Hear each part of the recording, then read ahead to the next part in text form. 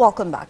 And let's start together with our first segment for today, talking about solar energy. And of course, solar energy is of great importance, not only to Egypt, but I think to the whole world, especially if we're looking forward for Egypt as a solar hub in the region. Also talking about the generation of electricity and the transmit of it to Europe through the ongoing connection between Egypt, Cyprus and Greece. Today we have the pleasure to discuss this in more details with our guest, Dr. Magad Karam, Deen. He's Executive Director of the Regional Center for Renewable Energy. Good morning, Doctor. Good morning. So before we proceed, first of all, let's shed the light on the importance of solar energy. Well, any country in the world is looking always now for the energy security. And energy security means simply diversity of resources. And when you have a resource that is indigenous, that you can find locally, and is somehow competitive, I mean economy-wise, financial-wise, then this is a priority resource. And for us, as Egypt, we are part of what is called solar belt, and these are a group of countries that enjoy high solar irradiations, or solar irradiance, or solar insolation. All of these terminologies are being used. Anyhow, we have a high solar intensity that allows the utilization of solar energy, whether in terms of producing electricity or producing heat. And then solar energy has, over the past, I would say, 8 years now, positioned itself as the priority renewable energy resource that is competing already with conventional resources. And when we are saying competing with conventional resources, we say that you can apply this resource in different applications, including not only power generation, but also other sectors that would use the energy to other dimension. This is called now, this is a new terminology that has been prevailing worldwide over the past, not couple of years, or last year only, power to X. From renewable electricity through solar and wind, and sometimes biomass, to other application that is used in different sectors. For example, we have been hearing a lot now about the e-mobility, electric vehicles. And there is, we are seeing plans for mega trends, I would say, in different manufacturers of cars, that they are shifting their industry to become more electrified, or at least hybrid, electricity beside gasoline or diesel. When you are feeding the electric cars with green electricity, for example, for solar energy that are covering the carpools, and then a charging station, or you are feeding this through a mega project like the projects that we are having in Egypt in different locations, solar energy, large scale solar energy projects, or in Emirates, in Saudi Arabia, in different countries in the region, I would say. When you are feeding this electricity to the charger, to the car, the transportation sector is being greened. So greening the transportation sector by virtue of solar energy. So it is no longer that simple that just producing electricity for lighting and for our typical application appliances and so on, but it's also power to X. And this is the beauty of, and if you wish I can elaborate more, for example, on one of the most important and new trends worldwide now, this is a buzzword that we are using now, the green hydrogen. Hydrogen is used in many industrial aspects. For example, the most known for us are fertilizer industry, for the agro-food industry, fertilizers, azotes and so on.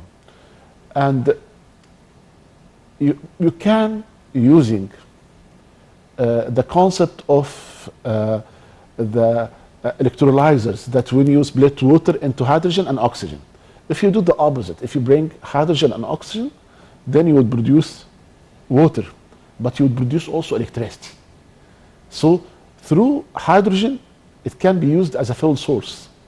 How to produce hydrogen? From solar and renewable wind and solar and biomass and etc. electricity. So you have green hydrogen. So the industry itself is becoming green. And then this would bring the industry to a new frontiers of exporting these green products worldwide And all the sector now are looking into what we call carbon footprint, whether this is a polluting industry or it's a clean industry. So when you think about solar energy, it is not just about electricity generation or the power sector or electricity sector as we call it, but it is about greening your future, decarbonizing the future. These are the things that through solar energy we are aspiring to and we are looking for. And in fact, the momentum has started already. Right now, in this particular moment, several places worldwide, including from Chile to China and India on the other side, you can of the continents, I would say, you will find electricity prices of less than 2 cents per kilowatt hour from renewable electricity, from solar electricity. And these electricity prices are cheaper, more than 40% than conventional natural gas, coal, or other fuels.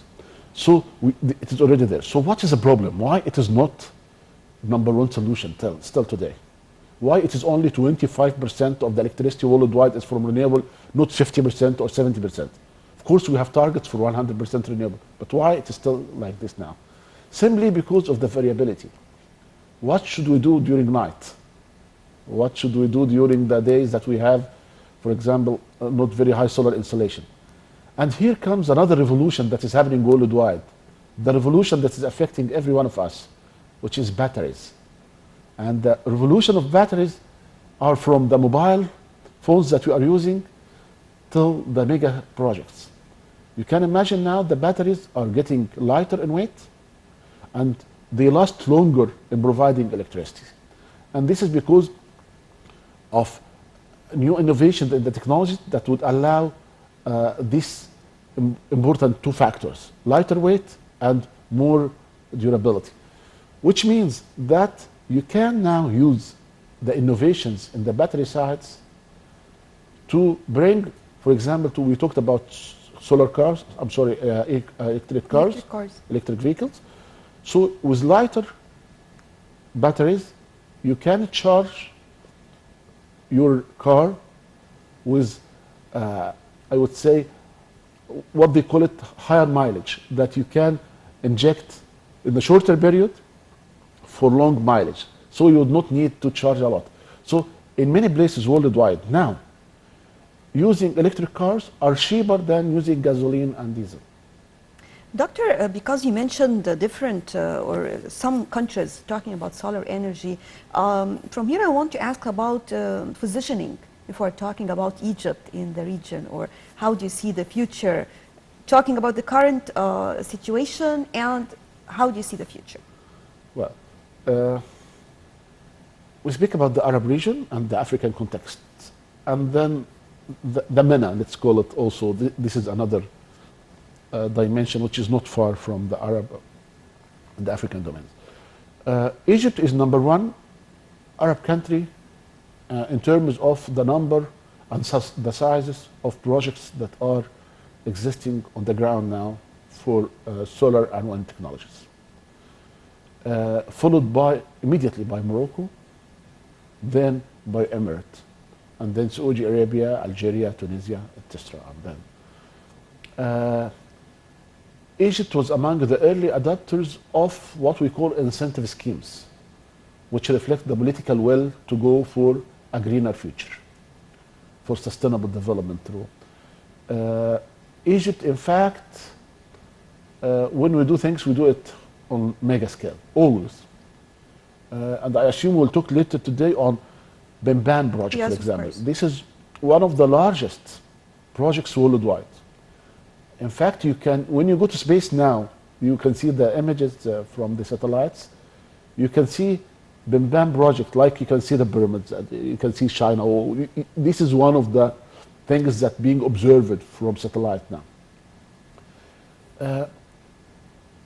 So Egypt, as you said rightly at the beginning, is becoming a hub of not only energy, natural gas. We know the excellent positioning of Egypt as a hub of natural gas, and also a hub for electricity through connection to Jordan, Libya, Saudi Arabia, Sudan, Cyprus. This is a hub for electricity, but also a hub for renewable markets. And when I say markets, This means that you are not only, you do not now pose only the solar radiation that position you as a resource, but you also have companies that is well equipped and well experienced to install solar energy projects. And you have now created the skilled workforce and the experience to have projects in a very short period, which can accommodate for all, I would say, through collaboration with the international community and suppliers of photovoltaic systems, and particularly photovoltaic system, and then other renewable energy technologies. You can team with them to serve the drastic need in Africa. We know that we in Egypt enjoys, in fact, the luxury of having more than 99 point something % of our population enjoying electricity. We don't feel the dramatic situation that is faced, for example, in Sudan, where only 40% of the population has electricity. Only 40%. 60% of their population has no access to electricity. And then when we think about this, when you go lower into sub-Saharan Africa and so on, you know how dramatic is the problem. So we can support, in fact, and help the entire world to eradicate poverty and create what we call energy democracy, that all citizens are enjoying affordable and high quality energy through solar and wind energies. What is optimum? For example, in coastal area, it would be better to have wind. In other areas, it might be solar. In areas when you have jungles, and this is part of, for example, in Kenya and Middle Africa and the equator, then you would look into biomass. So each country has its own mix, but it's mostly renewable. And as I said, from renewables, you can produce everything now. Starting from electricity to heat, to whatever you wish. Now we are saying power to X. This is the terminology now. So, Doctor, talking about such really a huge project, and as you mentioned, Egypt has many different mega projects in all fields. But when it comes to energy in particular, and definitely Egypt achieved unprecedented achievements in this sector in particular, as we all know, during the past few years. So talking about the Benban project in Aswan and selecting this area in particular, again, for such a huge project and its effect, or how can it affect also the, not only when it comes to the energy, but also the economy in general? Well, I was privileged that I spent my vacation last month in Aswan and Luxor. And this was... so of course you went over there just to take a look. Yes, I was there before a lot in Aswan, but in fact, what I was really happy about is the impact, the socio-economic impact that the solar energy project in Benban has created. And when you think about that during the construction phase of this project, you had created around 10,000 direct and indirect jobs in the vicinity of this project, which is in an area called Drau. Drau, it's a village, and so and this created, you can think about the roads that have been established, the electricity network that has been extended, and then I would say a school, a technical school dedicated to solar energy. All this momentum has been created there. And when we think about the future, now people are asking me, now Benban is operational. We are really proud of it. It is one of our flagship projects worldwide, in fact, not only in Egypt. What's next? Will there be another Benban and another, by the way, on the Gulf of Suez near Hurghada, there is also the wind projects that you can see, Ras Gharib and this area. As you mentioned, each place is privileged with, exactly. with something. What's next? And then I clearly state that if you fail to plan, you plan to fail. And right now, Egypt has announced that we are planning to more than 40%, in fact 42%, and under study now more, 42% of our electricity would be from renewable within the coming 15 years. This would mean that it will not be only Benban, it will be 10 Benbans and 10 or more for Gulf of Suez projects in the energy. Where exactly? The start is now in Komombo, another area nearby. And Komombo will host another solar energy project which is currently under development. And when you think about the socio-economic impact also, you know the position of Egypt in 2014 and 15 when we started planning for these projects. And there were a lot of doubts. Will Egypt be attractive to investors despite the setting at that time, the settings that we have been facing, revolutions and so on? Ben Ban project proved to the entire world that Egypt is trustworthy for investors.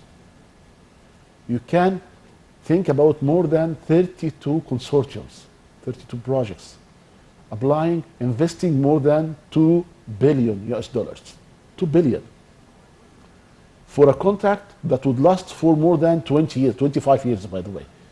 So they are saying, we are here in Egypt, we are investing a lot, and we are going to stay for 25 years. This is a country that we would love to invest in.